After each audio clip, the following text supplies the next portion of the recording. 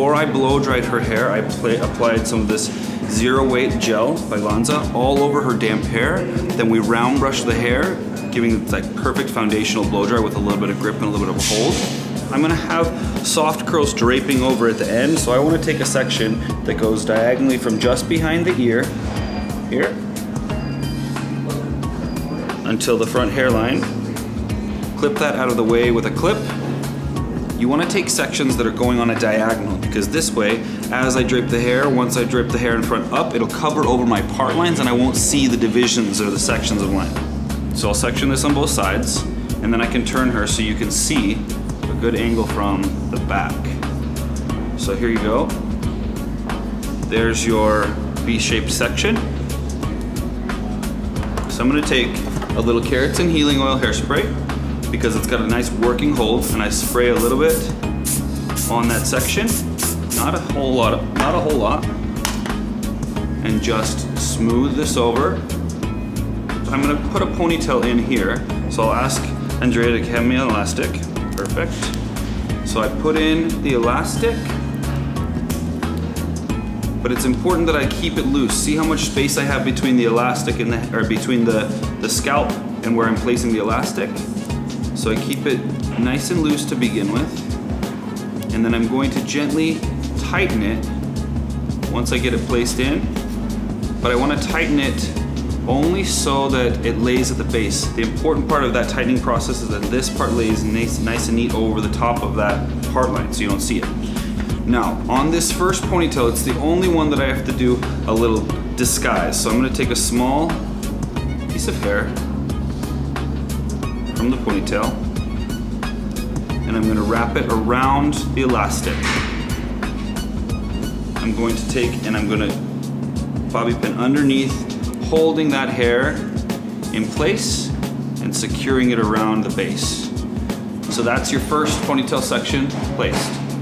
Now, what I'm going to do is I need to lift this ponytail up out of my way, gently clip it to the top section, and then I'm going to create a second ponytail section. I have this hair left out in the front, so I'm not worried about that. Just take another small section, place it underneath the first, so it's going to incorporate both sides. So the rubber band, again, elastic goes in a little bit away from the scalp. My elevation is low, so I have like a nice softness to it.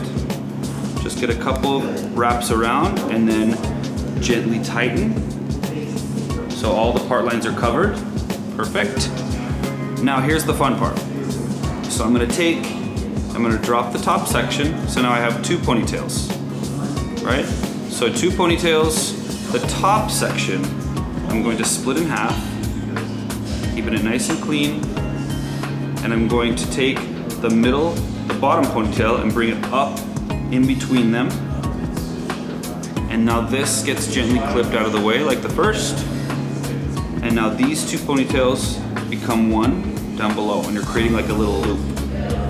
Now, this new loop gets joined with your next section. Super easy. Then squeeze in so it's tight enough. Now here's what we're going to do. This section here, drop down the ponytail, and now we have a loop here that's going to be pulled open. We can fan it open, and here's a little trick. In order to get this nice and full, but also have a little bit of control and definition, this is the Keratin Healing Oil Plumper Spray. So it's actually plumping the hair from the outside and giving you a good amount of shape. So all of this hair along the bottom hairline gets brought in. Now cinch it up. So it really hugs the nape of the neck there. So now I don't have any hair to add from the sides. I've reached the very, very bottom. So the easiest way to do this is just to keep doing ponytails. So I go space down just a little bit, do one ponytail. Then I'm going to open this up as though if it were coming from the top, and I split it open, and I just pull the bottom ponytail through. Open this up a little bit. So all I did was just finish that off. Now, all I'm gonna do with this end, just so that this looks like a nice formal like up style, is just gonna take this bottom part and roll it under. Now, let's play around with the front pieces. So, I have the section, sprayed it with a dry texture spray. Now I'm gonna take a small 1/2 inch curling iron. You can change the length depending, or change the width of your iron depending on what you're looking for, but the important part is that you point the iron back towards the head. You don't wanna curl it forward and then have to like turn the curl inside out. You wanna wrap it back. So open it, so it's facing towards the back, and then wrap it around the iron.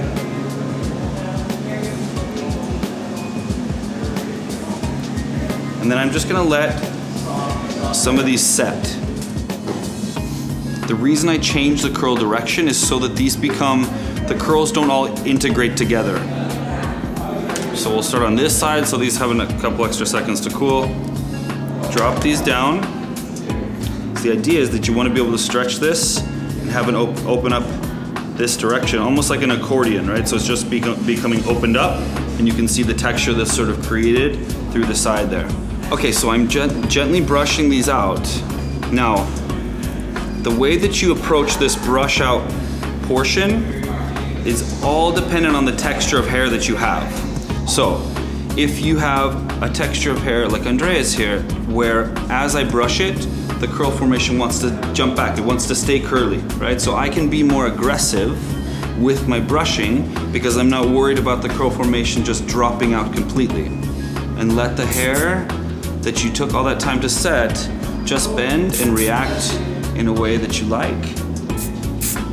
Now the last little trick that I like to use, taking a little bit of the Keratin Healing Oil Cream Gel, I'm gonna use it on the tip of a blush brush, work the blush brush around, and anywhere along the hairline, even though this is soft and effortless, if you have little flyaways that you want to be incorporated in, you're just gonna use blush brush and give yourself a nice clean polish.